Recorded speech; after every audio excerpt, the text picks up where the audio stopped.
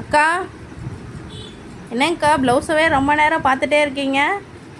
இதில் வந்து ஒரு நம்மளுடைய கஸ்டமர் ஒருத்தவங்க இந்த மாடல் வேணும்னு சொல்லி கேட்டிருந்தாங்கம்மா. அது மட்டும் இல்லாமல் ஸ்லீவுக்கு வந்து கொஞ்சம் டிஃப்ரெண்ட்டாக இந்த மாதிரி எல்லாம் வந்து ஃப்ரில்லு வச்சு இந்த டிசைன் கொடுங்க அப்படின்னு சொல்லி கொடுத்தாங்க. ஆனால் வந்து இதில் என்ன ஒரு க்யூட் அப்படின்னா, சாரீ வந்து நம்ம காட்டன் சாரீ தான்.